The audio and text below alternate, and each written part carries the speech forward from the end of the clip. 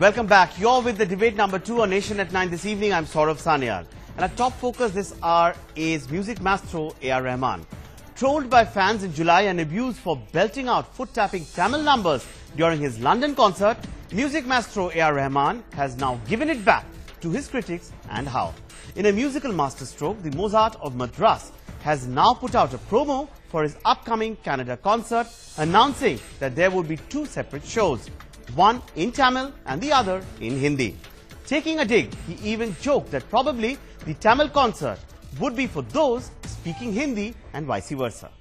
With celebrities and public personalities being subjected to constant abuse and humiliation on social media platforms, Rahman's message has held up not just a mirror for the troll brigade, but also spelt out in black and white how we need to keep our petty differences aside and rise up for one India.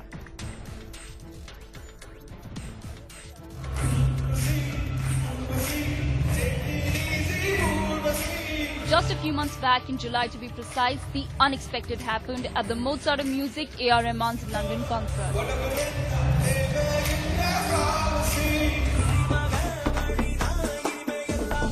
Miffed fans got up and walked out of the concert midway. Well, if you may ask why, concert goers were agitated that the number of Hindi songs the maestro chose to dole out at the concert was way less than the number of Tamil songs. Some trolled the music legend, while others went ahead and asked for a refund. Silent all this while, Rahman has come up with a musical masterstroke. It might be just for the love of music, but music maestro AR Rahman wants to be very clear and avoid any kind of embarrassment and repeat of the July encounter. For his upcoming concert in Canada, the playlist has clearly been divided into Hindi and Tamil, forcing the superstar to have 2 different concerts in 2 different languages. Next time you organize a concert again in the same place in UK, saying this is going to be a multilingual concert, same crowd come, they will not be disappointed. The question today arises, will the trolls get the message that it's time to rise up for one India? Bureau Report, News X. And with that, we come to the big questions tonight. With this musical masterstroke, has Rahman silenced his critics once and for all? In this age of virtual reality, is Rahman's message a fitting reply to trolls who pounce on celebrities as soft targets? Is it time for us to rise above petty regionalism and stand up for the idea of inclusive India? Should other celebrities too toe Rahman's line and give it back to the trolls with a bang? And with that, let me introduce the panel we have with us tonight. Joining us from Chennai will be Lata Srinivasan, our senior editor who tracks the entertainment beat very, very closely. James Vasanthan, Tamil music director, with us on the broadcast as well. Joining us from Noida would be Arnab Banerjee, media critic. Satyan Mahalinga, music director and singer, also with us in the broadcast, as is Bhavya Raj, musician and singer, with us on the telecast as well. Let me start by taking this question to you, James. How do you see what really happened? We see that AR Rahman, in this promo that he has put out, he has said, and that's a veiled dig, he says that hopefully those who speak Tamil will flock in for the Hindi concert and vice versa.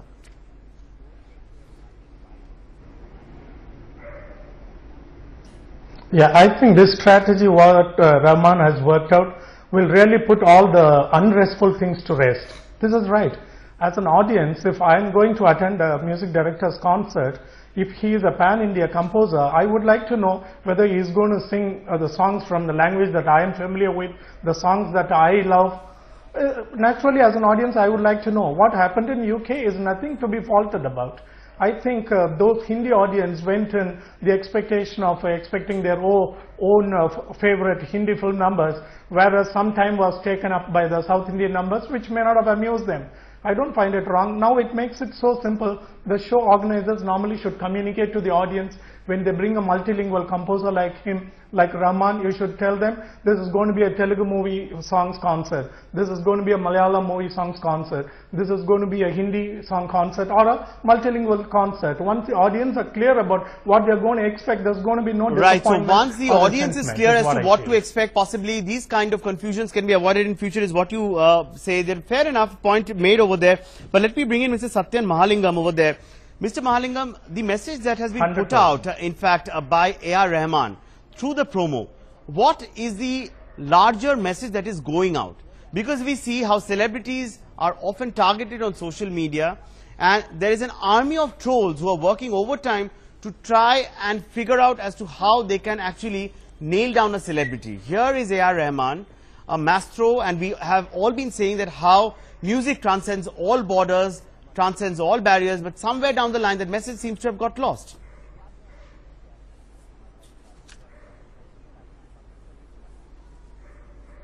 Yeah, in social media, a lot of things are happening, but we cannot see who's talking in the social media. We cannot see anyone who's talking in the social media. So we, as a musician or an artist, we can't give the response to all the things happening in social media. According to the composer, he has the full rights to satisfy the audience in a different manner. Like, I'm a Tamil guy. If I go to the concert, I would like to watch Tamil songs of this Indian composer. And the composer has a responsibility to perform all type of songs, and he has a responsibility to satisfy the audience, all type of audiences.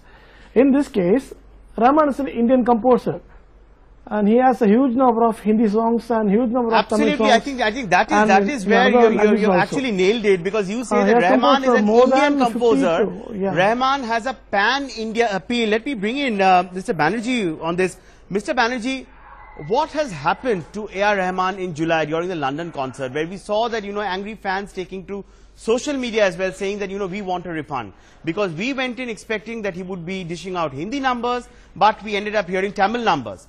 Now, I am neither a Tamilian nor is Hindi my mother tongue, but I, as an Indian, I would like to croon and jive to what AR Rahman sings. AR Rahman numbers, when I was in Tamil Nadu, they used to appeal to us as well. So, how can we compartmentalize music? How can we compartmentalize and say that, look, these are Tamil numbers, so this is only for Tamilians. This is a Hindi number, which is only meant for the Hindi audience. Exactly, I agree with you. This kind of jingoism should not be associated with any kind of music or musician. What happened in the UK was uncalled for, and just because somebody has spent money and somebody wants to listen to his or her kind of music, doesn't mean the performer on stage has to cater to their demands alone. Absolutely. I mean, Rahman is an international celebrity. He's not just the pride of the nation. He's known internationally now. And there are all kinds of people who would like to listen to all kinds of music. I mean, I as a music lover would like to listen to all kinds of music. Just because Bollywood in India is huge and hugely successful and popular doesn't mean every musician has to play only Bollywood numbers. That's really unnecessary. Right, absolutely. Let me go across to our senior editor, Lata Srinivas. Does this somewhere mirror the pain that he has had to go through? Because we as Indians decided that enough is enough. We have every right to shame him because, we have paid to be in that concert. Absolutely. I think it's a question of, I have paid money for it and therefore I demand that you play only what I want. I think it's come down to that. As an artist, he has a creative license, he has creative freedom. But we seem to be placing, stringent rules on them saying, I have paid money so you can only play these kind of songs. Absolutely. Otherwise, I'm not going to listen to you. Which is very, very unfair, considering his stature and considering what he has achieved for Indian music at the world level. And it's very disrespectful to him and his creativity as well. Right, but Lata, also, that brings us to the larger question. Does this message that has now been put out by AR Rahman vis-a-vis his concert in Canada, Does this in a way send out a message loud and clear to the troll brigade out there who are out there to pounce on each and every celebrity? Yes, exactly. Because trolls nowadays seem to find fault with absolutely every small thing. And it was very unfortunate what happened at Rahman's London concert, because it was clearly given a Tamil title and people knew that he would be performing more Tamil songs than Hindi songs. In fact, he needn't have performed any Hindi songs at all, but he did, because that is the kind of artist that he is. And the trolls seem to take advantage of somebody whom they think will fear the backlash. So whoever they think is a soft target, is an easy target, they think, they can just pounce on them and get away with it. Right. So a message has gone out loud and clear. In fact, we will continue the discussion on the other side, but time now to slip into a very short breather. We'll be right back. Welcome back. Let me take this question now to Bhavya Raj, who's been listening into this entire debate. Bhavya, as a musician, we know that you too have, you also must have faced challenges during live performances, when the audience comes up and says that, hey, we don't want this, but we want to hear to this. But as a composer, as someone who deals with music, who's there to present there as a presenter, how does this really affect? Because if you help us understand, because going by what AR Rahman has said, somewhere down the line there's a deep sense of angst that is also coming out from what he says. It's a jibe that he has taken, it's a dig that he has taken towards the end when he made the Tamil and Hindi reference, but he also said, just joking.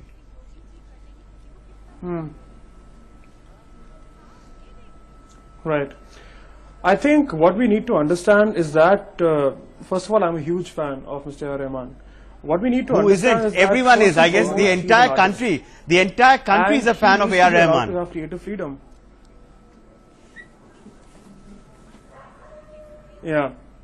Also, we also need to understand, see what happens often, and what I have faced myself, is that the audience often comes to a show expecting, thinking that the performance, that the act, whoever is performing, owes them something. That just because they paid money for it, it has to be just the way they wanted it to be. Which, to be honest, is not fair, because an art performance is different from buying a commodity. It's not like buying your favorite chocolate. You can't expect it to taste it the same way for years and years. It's not like that. Also, Mr. Ram, I just went through some facts actually online, and I found out that I think 55% of his set list was Hindi songs. What most of his fans, what general fans don't understand, is that Rahman is more than just Bollywood. When there's a AR Rahman show happening, it's not just AR Rahman's best Bollywood numbers. Exactly. It's AR Rahman's entire discography, which is Bollywood. AR Rahman is a legend. AR Rahman is an institution. If he's won about 50. You're absolutely right, Bhavya. AR Rahman is an institution. Exactly. He's a legend. But let me also now bring in James. Absolutely. There is no disputing the fact. James, if I could come to you once again, help us understand. While you said that yes, someone who's walking up or who's going in for a concert, he will now be very, very clear that, look, I have come for a Tamil concert or I have come for a Hindi concert. But the fact is it right when we say that music transcends all barriers, music transcends everything? Music, is an outpouring of love, of affection, of everything that binds us together. Is it right to compartmentalize music like this?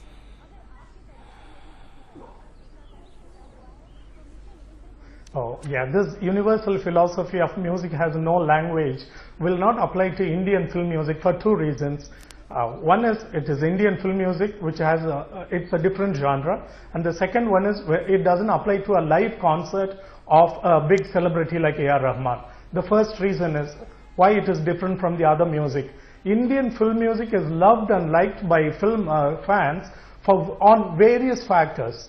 First, it could be the song of my favorite hero, who has nothing to do actually with the audio part of the song. My favorite heroine, who has lived it on the screen. The favorite lyric writer, favorite playback singer. It could be so many factors. It came in my favorite director's film, who picturizes a song so well. So an Indian film music fan has so many reasons to like a song or a singer or a composer. When it comes to AR Rahman being the kind of pan-India composer that he is, who has a proud repertoire of songs in Tamil, Malayalam, Telugu and Hindi, you should know what to expect of him. Now, like how it's been publicized in Canada, now when there is an exclusive Tamil concert, no one is going to walk in being disappointed. The same way. No, but the point is that you know that the way, but one concert. But also, James, also help me understand this. Somewhere down the line, there are issues which are getting blurred over here. Because yes, here that someone walking into a concert which has essentially will be dealing with Tamil numbers, there is no confusion in that. The fact of the matter is what really happened in UK and what prompted AR Rahman to come out with that. That program too had a Tamil title, as Lata, my colleague, was pointing out. So the audience went in, somewhere down the line they felt that the proportion of regional songs vis-a-vis songs that AR Rahman dished out in Hindi, that did not balance out. Which is why that gave us, the entire cover of the virtual world to hit out at AR Rahman. What did we do? We ended up lowering our own self in public view in front of the full world.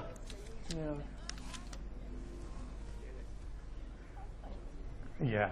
Now, generally, let's not take this virtual world so seriously because it's been so corrupted. Trolling is so simple because these people who troll are faceless people. No, that is the most unfortunate part. That is the area of concern. Let's respond to them. No? Exactly, and so that is the area of concern, isn't it, Lata? Let me bring you in once again. Lata, just help us understand. Now, when we talk of trolls, we are essentially talking of unknown faceless people, but people who are a living reality of our times.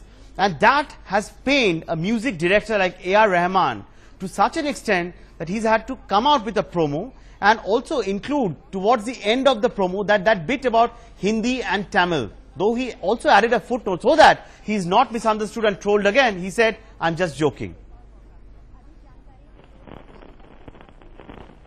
With the advent of smartphones and the internet, everybody has access to social media, whether they're 10 years old or they're 90 years old.